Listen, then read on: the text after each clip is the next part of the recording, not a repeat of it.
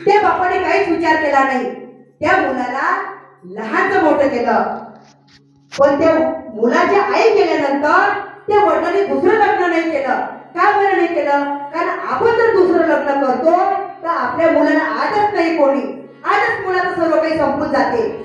पण काय झालं, मुलाला लहानचं मोठं केलं, लहानचं मोठं केलं. अरे बिचारा बाप राब राब राबला, खूप कष्ट केले, मुलाला शिक्षण दिलं आणि लहानचं मोठं केलं. त्या बापाने त्याचं कर्तव्य पूर्ण केलं. मग काय झाला, मुलगा परदेशात गेला आणि परदेशात जाऊन काय केलं, मुलगा शिकला सवरला, परदेशात गेला, त्याला नोकरी लागली. आणि आता तर माहितच आहे भाऊ आपलं जग कसं काय आहे. तिथं नोकरी लागली आणि त्या वडिलांना बसते मुलाची वाट पाहत. आज मुलगा येईल, उद्या मुलगा येईल, परवा मुलगा येईल, पण मुलगा काही वापस आला नाही. मग मुलानं तिकडे आठवून घेतलं, मुलानं तिकडे लग्न करून घेतलं. आणि हा बाप बिचारा, आणि वय तर काही सारखी राहत नाही. बापाची वय झाली आता कमी कमी. मग काय झालं, मुलानं तिकडे लग्न करून घेतलं. पण गावातून काय झालं, बापाने फोन केला, बाबू, हॅलो बाबू घरी ये. बाबूने तर काही फोन नाही उचलला, पण बाबूच्या बायकोनंच फोन उचलला. आता तो काय झाला, मुलगा नोकरी झाला, तो झाला साहेब, आणि साहेबाची बायको साहेबी. मग काय झालं, गावाचे लोक काय आले बिचारे की या वडिलांना राब राब राबलं, अरे दुसरं लग्न नाही केलं. पण काय झालं, या वडिलांना तर कोणी नाही, पण मुलगा गावात आला पाहिजे. मग चांगले लोक पंचायत भरवली आणि त्या मुलाला कॉल केला की बाबू तू गावात ये, आणि गावात आल्यानंतर तुझ्या बाबाला पाय. अरे तुझ्या वडिलांची वय सारखी नाही राहिली आता.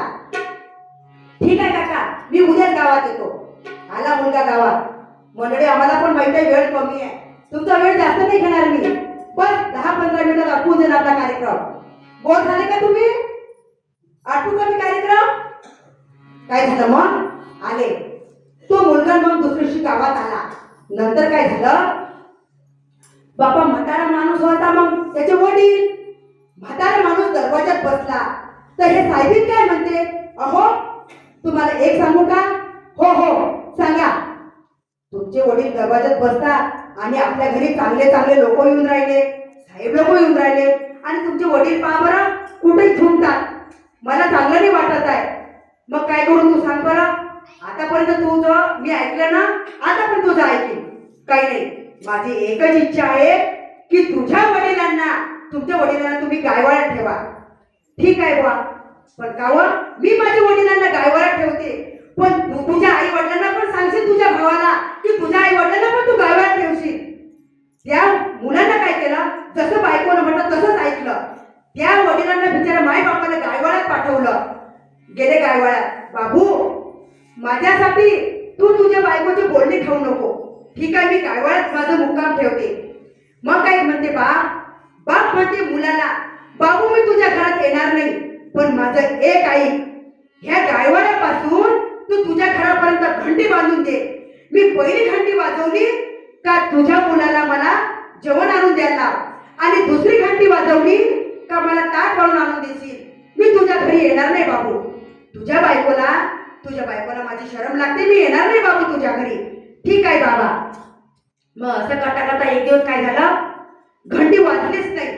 मग साहेबाचा मुलगा घरी आला. मुलगा म्हणते, कावा आप्पाजीने दिलं का ताट? नाही बाबू, आज मी गायवाड्यात गेलोच नाही.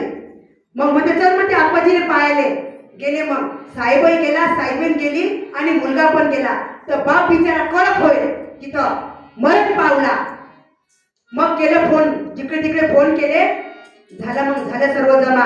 आपली तर रीत माहितच आहे भाऊ, आपली अशी रीत आहे. बस एकदा पाहुणे आले, जाळून जुळून टाकलं का विषय संपला.